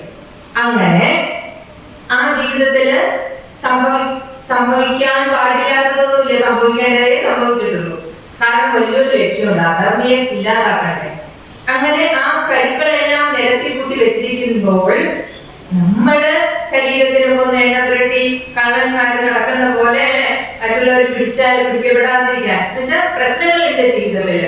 നമ്മളെ ബാധിക്കാതിരിക്കാൻ വേണ്ടി ഇങ്ങനെ ഔഷധ സേവ നമ്മള് ചെയ്തേ തീരും. ഇനി നമ്മൾ കാണുകയാണ് കൗസല്യ.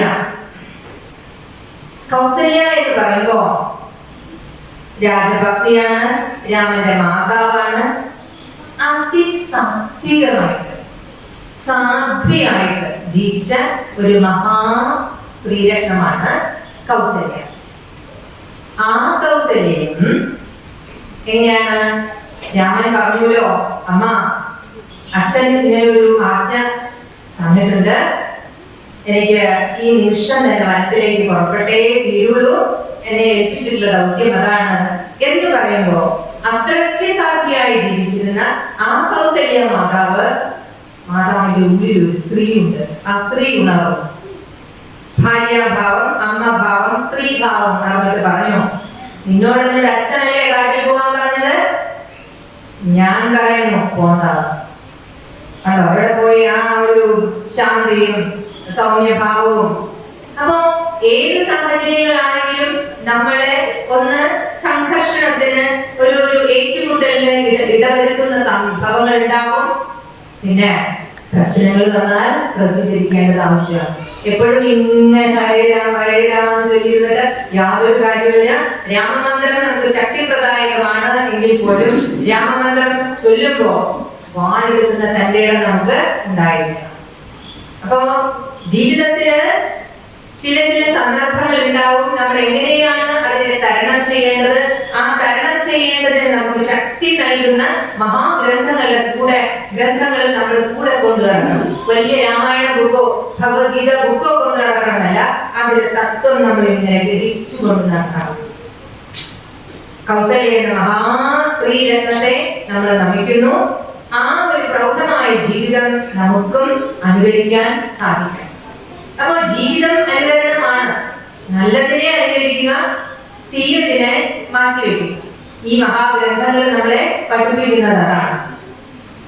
പിന്നെ ഉള്ളതാണ് എന്താ? സുമിത്രയാണ് പ്രധാന സ്ത്രീരത്നം. അത് സുമിത്രയെ ഏത് കാരണവശാലാണ് നമ്മൾ ഇത്ര മഹതിയായി തീർക്കുന്നത്? അവരുടെ ത്യാഗം, അവരുടെ അറിവ്. എല്ലാ പോയിന്റും എടുത്തു വയ്ക്കുമ്പോൾ അറിവാണ് പ്രാഗൽഭ്യമായിട്ട് വരുന്നത്. സുമിത്ര തന്റെ മകനെ ഇങ്ങനെ കപ്പിലേക്ക് ഇറക്കുന്ന സമയത്ത് നോന്നൊരു വാക്ക് പറഞ്ഞോ? ഇല്ല. ധർമ്മമാണ് അത്. ഏറ്റവും ധാർമ്മികമായ രീതിയിൽ ആ കൊട്ടാരത്തില് നിശബ്ദയായും എന്നാൽ എന്താ പറയാ അസാധുവായിട്ടുള്ള ജീവിതമൊന്നുമില്ല, നല്ല ഗംഭീരമായിട്ടുള്ള ജീവിതം തന്നെയാണ്. എന്നാൽ ആവശ്യത്തിന് സംസാരിച്ചും ആവശ്യത്തിന് പ്രവർത്തിച്ചും തന്റെ സാന്നിധ്യം അറിയിച്ചുകൊണ്ടും ഉത്തമ വനിതയായി ജീവിച്ചു. ഏറ്റവും മഹത്തായിട്ടുള്ള ഉപദേശം രാമൻ കൊടുത്തതും ലക്ഷ്മണന് കൊടുത്തതും ആ അമ്മയാണ്. അപ്പൊ അമ്മ എന്നുള്ള ഭാവത്തില് മികച്ചു നിൽക്കുന്നത് സുമിത്രയാണ്. അപ്പോ നമ്മളെല്ലാവരും അമ്മമാരാണ്. ത്യാഗഭാവം, ഉത്സൃഷ്ടമായ ഭാവം, ഇതെല്ലാം നമുക്ക് സുമിത്ര മാതാവിലൂടെ കാണാൻ സാധിക്കും. സുമിത്ര മകനെ വലിയൊരു ഉപദേശം കൊടുത്തിട്ടാണ് വരുന്നത്. അത് നിങ്ങൾക്കറിയാലോ. എന്താണ് ഉപദേശം കൊടുത്തത്? കാടിനെ അയോധ്യയായിട്ട് കാണുന്നു, പിന്നെയോ ശ്രീരാമനെ അച്ഛനായിട്ട് കാണൂ, പിന്നെയോ സീതാമാതാവിനെ പേരെന്താ? ദേവപ്രിയ. Very good. നല്ല ആൻസർ നെക്ലേസിലേക്ക് വരുന്നുണ്ട് കേട്ടോ. കണ്ടില്ല? അപ്പോ കൊടുക്ക് കഴിഞ്ഞ കുഴപ്പമൊന്നുമില്ല. അങ്ങനെ അപ്പൊ സുമിത്ര മാതാവ് ജീവിത പ്രയാസത്തില് ഏറ്റവും സംഘർഷം നിറഞ്ഞ എന്താ അത്രയ്ക്ക് തളർന്നു പോകുന്നു. ഒരു അമ്മ എങ്ങനെയാ സഹിക്കുക? ചേട്ടൻ കാട്ടിൽ പോലെ പോയി എന്റെ മകനെ ഞാനെന്തിന് പറഞ്ഞേക്കണം? ആറ്റു നോറ്റുണ്ടായ എന്റെ പുനാരപുത്രന് ഞാനെന്തിന് ആ കൗസല്യയുടെ പുത്രനെ കൂടെ വിടണം? അങ്ങനെ ചിന്തിച്ചില്ലല്ലോ. കാരണം സുമിത്ര ധർമ്മത്തിൽ ഊന്നിക്കൊണ്ടാണ് ജീവിതം നയിച്ചത്. അപ്പൊ അങ്ങനെ 3 അമ്മമാരെ എടുത്താലും ധർമ്മത്തിൽ ഊന്നിയ ജീവിതം. ഇത്രയും പറഞ്ഞതിന്റെ പോയിന്റ് ഇത്ര മാത്രമേ ഉള്ളൂ. ധർമ്മത്തിൽ ഊന്നിയ ജീവിതമാണ് കൗസല്യയായാലും കൈകേയിയായാലും സുമിത്രയായാലും നയിച്ചത്. പക്ഷെ ചില സന്ദർഭങ്ങളിൽ കൈവിട്ടു പോകുന്ന മനസ്സാന്നിധ്യം, അതാണ് പ്രശ്നങ്ങൾക്ക് ഇടവരുത്തുന്നത്. അങ്ങനെ രാജകൊട്ടാരത്തിലെ സ്ത്രീകളെ കണ്ടു, ഇടയ്ക്ക് കയറി വന്ന പാവം മന്ത്രയെ കണ്ടു, അതിന് അടിപ്പെട്ടു പോകുന്ന ചില സാഹചര്യങ്ങളെ കണ്ടു. ഇനി നമുക്കൊന്ന് രാവണന്റെ അടുത്ത് പോവാം. അവിടെയുണ്ട് ആ ഫാമിലിയില് എത്രയോ സത്യമായിട്ടുള്ള ഒരു സ്ത്രീരത്നമാണ് മണ്ഡോദരി, അല്ലെ? മണ്ഡോദരി എന്ന് പറയുമ്പോ ധർമ്മിഷ്ഠയായ സ്ത്രീയാണ്. ഒന്ന് നോക്കൂ, രാമൻ ധർമ്മത്തിന്റെ വിശേഷരൂപമാണ് എന്ന് പറയുമ്പോ അതിനേക്കാൾ അല്പമെങ്കിൽ പുറത്തോ ഈ സ്ത്രീരത്നങ്ങള് അല്പവും പിന്നിലല്ല. അവരുടേതായ ധർമ്മം പറയുന്നത്. എന്താ ധർമ്മം? എന്നെ ഞാനാക്കി നിർത്തുന്നത് എന്തോ അതാണ് എന്റെ ധർമ്മം. ഒരു വിളക്കിന്റെ ധർമ്മം അഗ്നി, ആ വിളക്കിന്റെ ധർമ്മം ചൂടും വെളിച്ചവും പരത്തലാണ്. ഐസിന്റെ ധർമ്മം തണുപ്പ് പ്രകടിപ്പിക്കലാണ്. അതുപോലെ ഓരോ വ്യക്തിയും അവരുടെ സാന്നിധ്യം, അവരുടെ ധർമ്മം ഇങ്ങനെ പാലിച്ചുകൊണ്ടേ ഇരിക്കുകയാണ്. അങ്ങനെയാവുമ്പോൾ പ്രശ്നങ്ങൾ ഇല്ല. അപ്പോ എന്താ പറയാ, ലങ്കാപുരിയിലെ ശ്രീരത്നങ്ങളെ കാണുന്നു, അതിൽ മനോഹരിയും ഒപ്പം തന്നെ സാത്വികയുമായിട്ടുള്ള മണ്ഡോദരിയെ കാണുന്നു. പിന്നെ ഞാൻ ജസ്റ്റ് മെൻഷൻ ചെയ്യാണ്, ത്രിജട എന്ന് കേട്ടിട്ടുണ്ടല്ലോ. ത്രിജട അവര് അനൈതിയുടെ ആ കൂടാരത്തിൽ ജീവിക്കുകയാണ്. എങ്കിലും വിളച്ചുകൊണ്ടിരിക്കുന്ന ഒരു ധർമ്മബോധമുണ്ട്. ഒന്ന് ആലോചിച്ച് നോക്കൂ. വിഭീഷണ ഭക്തിയാണ്. രാവണന്റെ കൊട്ടാരത്തിലെ എല്ലാ കാമകൂത്തുകളും കണ്ട് എല്ലാ വൃത്തികേടുകളുടെയും ഇടയിൽ ഇങ്ങനെ എവിടെയും പെടാതെ ജീവിച്ചുകൊണ്ട് തന്നെ ഏൽപ്പിച്ച ജോലി ഭംഗിയായി ചെയ്യാൻ വേണം, എന്നാൽ തന്റെ ധർമ്മത്തിനനുസരിച്ച് ജീവിക്കുകയും ചെയ്യണം എന്നുള്ള ഉറച്ച വിശ്വാസത്തോടുകൂടി തന്റെ ഇടത്തോടുകൂടി ഇത് ഒന്ന് ആലോചിച്ച് നോക്കൂ. ആ ശിവശിവ വൃക്ഷച്ചുവട്ടിലിരിക്കുന്ന സീതാദേവിയുടെ അടുത്ത് ചെന്ന് ഇത്ര സാന്ത്വനമാണ് നൽകുന്നത്. അത് നോക്കണം. ഈ വൃത്തികെട്ട ആലയത്തില് അവിടെ ഒരു വിളക്കായിക്കൊണ്ട് നിൽക്കുന്ന ആളാണ് ത്രിജട. അപ്പൊ ഏത് അധർമ്മഭാവത്തിലും നമ്മൾ വിചാരിച്ചാൽ ജ്യോതിസാവാനായിട്ട് നമുക്ക് സാധിക്കും. സമൂഹത്തിനെ കുറ്റം പറയണ്ട. ഇന്നത്തെ കാലഘട്ടത്തെ കുറ്റം പറഞ്ഞ് പഴിചാരി നമ്മൾ വലിയ ആളാകണ്ട. We can try ourselves the maximum. Be the light. അല്ലെ? നമുക്ക് വിളക്കുകളാവാം. സ്വയം കത്താനൊന്നും പറ്റില്ല. We can light it from the other lamps. ചെറിയ ചെറിയ വിളക്കുകളിൽ നിന്ന് ഇങ്ങനെ ദീപം കൊളുത്തി കൊളുത്തി കൊളുത്തി കൊളുത്തി ഒന്ന് ഇമാജിൻ ചെയ്ത് നോക്കൂ. നമ്മൾ എല്ലാവരും ഓരോ ശരിയാക്കപ്പെട്ട് നിൽക്കുമ്പോ how beautiful it is. അപ്പോ അങ്ങനെ ഏത് സാഹചര്യമായാലും ശരി, രാവണന്റെ ലങ്കാപുരിയിലെ എല്ലാ അധർമ്മ പ്രവൃത്തികളും എല്ലാ ദുഷ്ടതകളും നിറഞ്ഞ ആ സാന്നിധ്യത്തിൽ പോലും ഞാൻ വിചാരിക്കുകയാണ് I'll be the strongest, I'll be the light to others. വിചാരിച്ചാൽ I can do it. നമ്മൾ പറയും I can, I will. എന്താ മക്കളെ നമ്മൾ പറയേണ്ടത്? I can, I will. ആ ഒരു ഭാവം വേണം. ഇതൊക്കെയാണ് രാമായണം നമ്മളെ പഠിപ്പിച്ചത്. ഒരു സ്ത്രീ നമ്മളെ പഠിപ്പിക്കുകയാണ് സാഹചര്യങ്ങളെ വഴി പറയേണ്ട, അതിൽ നിന്ന് ഓടി രക്ഷപ്പെടേണ്ട, ധർമ്മം ചെയ്യൂ, എനിക്ക് ഏൽപ്പിച്ച ധർമ്മം സീതയെ നോക്കലല്ല, പ്രീണിപ്പിച്ചുകൊണ്ട് രാവണന് കൊടുക്കലാണ്.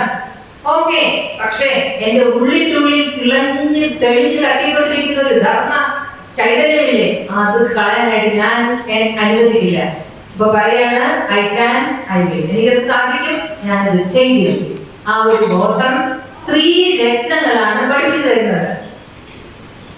ഏത് എന്താ പറയാ, വൈഷമ്യം നിറഞ്ഞ സാഹചര്യത്തിലാണെങ്കിലും നമുക്ക് നമ്മുടെ തനിമ സൂക്ഷിക്കാനായിട്ട് സാധിക്കണം.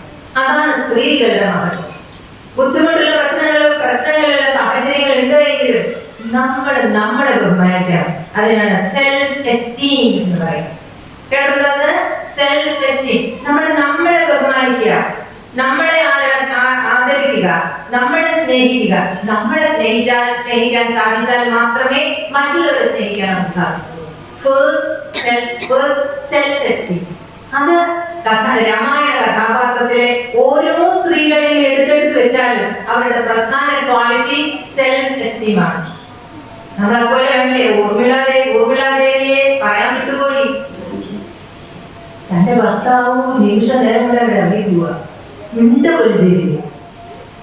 കട്ടിപ്പോണെന്ന് പറഞ്ഞില്ല, അച്ഛന്റെ പ്രശ്നം പറഞ്ഞു, ഒന്നുമില്ല. ചേട്ടൻ പോയി, അനിയനും പോയി. സമ്മതിക്കും നമ്മൾ സമ്മതിക്കും, പറയാൻ പറ്റും. പക്ഷേ പൂർവ്വ കാര്യങ്ങൾ എഴുതിയോ, ഇതാണ് ധർമ്മം, എനിക്ക് എന്റേതായ ധർമ്മം. ഞാൻ ആരെയും ആശ്രയിച്ചല്ല ജീവിക്കുന്നത്. ഈ കൊട്ടാരത്തിലാണ് എന്റെ അഭ്യാസമെങ്കിൽ മാക്സിമം ഞാൻ എന്റേതായ ധർമ്മത്തില് ഓരോരുത്തരും സ്വധർമാചരണത്തിലൂടെ നയിക്കണം. സ്ത്രീകൾ അബലകളൊന്നുമല്ല. രാമായണത്തിലെ സ്ത്രീകള് അബലകളല്ല, തന്റെടക്കാരികളാണ്, ധർമ്മിഷ്ഠരാണ്. രാമായണത്തിനെ പഠിച്ചു വരുമ്പോ നമുക്ക് നമ്മളോട് തന്നെ ബഹുമാനം തോന്നും. ആ പരമ്പരയിൽപ്പെട്ടവരല്ലേ നമ്മളും, അല്ലെ? പിന്നെ നമ്മൾ എന്തിനീ വേറെ രാജ്യത്തെ പോയി പഠിച്ച് കാശുണ്ടാക്കി വരാനൊക്കെ നമ്മളോട് എന്താ പറയാ, ഭാരത് അല്ലെ? ഭാരതത്തിനെ തന്നെ ഇങ്ങനെ ആശ്രയിച്ചുകൊണ്ട് നിന്നൂടെ? അറിവിന്റെ രാജ്യമല്ലേ, ധർമ്മത്തിന്റെ രാജ്യമല്ലേ, വിജയത്തിന്റെ രാജ്യമല്ലേ? അപ്പൊ സ്ത്രീ കഥാപാത്രങ്ങളെ പുരുഷന്മാരെ കേരളന്മാരെന്ന് പറഞ്ഞിരിക്കട്ടെ, പക്ഷെ നമ്മളിതിൽ ഓരോരുത്തരും എടുത്ത് നോക്കുമ്പോ അവരല്ലേ ധർമ്മനിഷ്ഠയിലല്ലേ അവർ ജീവിച്ചിട്ടുള്ളൂ. ഏതെങ്കിലും ഒരു സ്ത്രീക്ക് കളങ്കം കാണിച്ചു തരാൻ പറ്റുമോ? രാമായണത്തിൽ ഏതെങ്കിലും ഒരു സ്ത്രീ കളങ്കിതയാണെന്ന് പറയാൻ പറ്റുമോ? ഇല്ല. കാരണം അവര് ഗുരുകുല സമ്പ്രദായത്തിൽ പഠിച്ചു വളർന്നവരാണ്, അവര് ധർമ്മം പഠിച്ചു വളർന്നവരാണ്, ധർമ്മത്തിൽ അടിയുറച്ച് ജീവിച്ചവരാണ്. അച്ഛൻ നല്ലപോലെ പഠിച്ചു കൊടുത്തത്. ഞാൻ നമ്മുടെ OS സതീഷ് ജി, അദ്ദേഹത്തിന്റെ ഒരു ടോക്ക് കേട്ടു.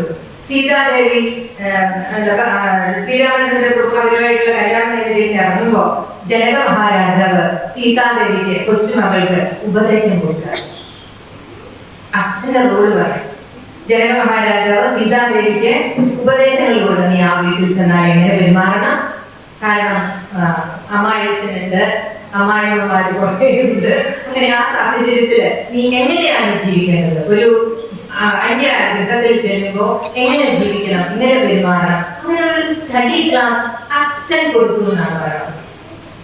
ഓക്കെ, അപ്പൊ എല്ലാം അത് ജസ്റ്റ് ഒന്ന് ഹിന്ദി ചെയ്തു മാത്രമേ ഉള്ളൂ. അപ്പൊ ഏതൊരു സ്ത്രീ കഥാപാത്രത്തെ എടുത്തു നോക്കിയാലും അധർമ്മം അവരെ എന്താ പറയാ തീണ്ടിയിട്ടില്ല. അധർമ്മികളല്ല, ധർമ്മിഷ്ഠരാണ്, സ്വഭാവനിഷ്ഠയുള്ളവരാണ്, സത്യത്തിൽ ഉറച്ചു നിന്നവരാണ്. പക്ഷെ സാഹചര്യങ്ങളില് അവരിങ്ങനെ ചിലപ്പോ കീഴ്പ്പെട്ടു വരും. മണ്ടോത്തരി എത്ര സഹിച്ചിട്ടുണ്ടാവുമല്ലോ, ഓരോ ദിവസവും ഓരോ പെണ്ണുങ്ങളെ കൊണ്ടുവരും. എന്നിട്ട് ഇങ്ങനെ കാമലീലകൾ ആടുകയാണ്. അതിൽ വിവരിച്ചിട്ടുണ്ട്. എത്ര വാൽമീകി രാമായണത്തിലൊക്കെ അർത്ഥിച്ചു വളരെ റിയലിസ്റ്റിക് ആയിട്ട് വിവരിച്ചിട്ടുണ്ട്. അപ്പൊ അത് കാണുന്ന ഭാര്യയ്ക്ക് സങ്കടം ഉണ്ടാവില്ലേ?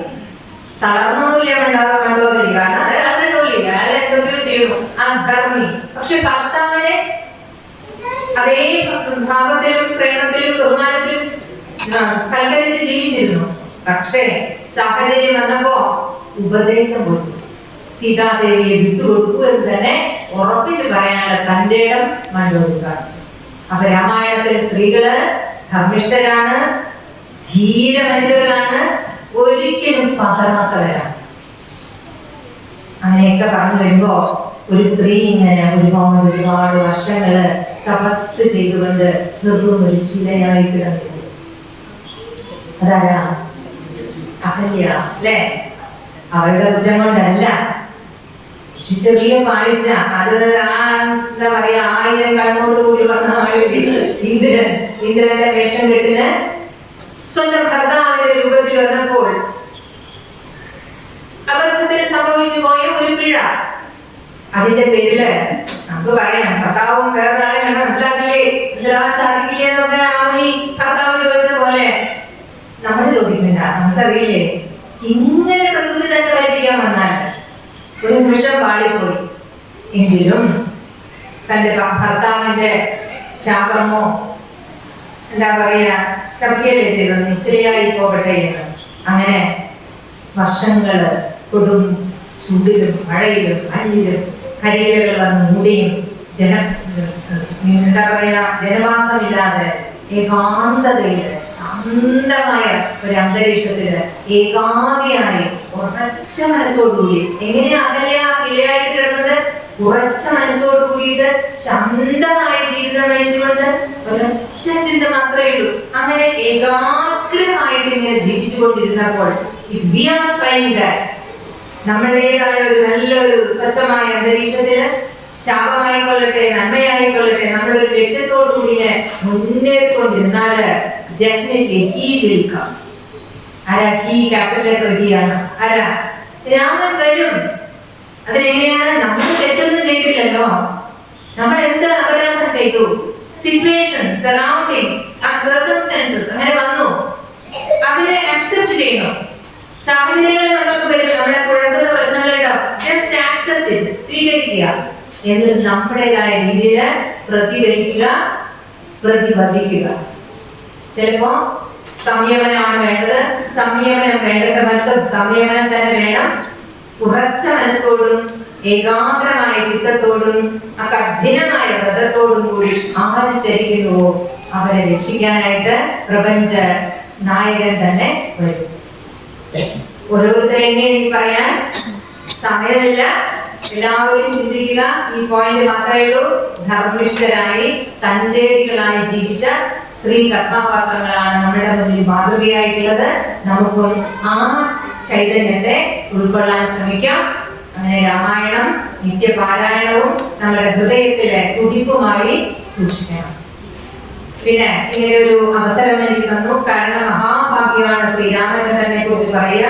ശ്രീരാമചന്ദ്രനെ കുറിച്ച് എല്ലാവരുടെ മനസ്സിലും ഒരു ജസ്റ്റ് ഒരു സ്ട്രൈക്കിംഗ് ഉണ്ടാവാൻ ഭഗവാൻ അനുഗ്രഹം തരുന്നു. ഇതിനെല്ലാം ഭാഗ്യം തന്ന് നിങ്ങൾ ഓരോരുത്തരുടെയും പാദങ്ങളിൽ ഞാൻ നമസ്കരിക്കുന്നു, നന്ദി പറയണു. നമസ്തേ, പ്രണാമം.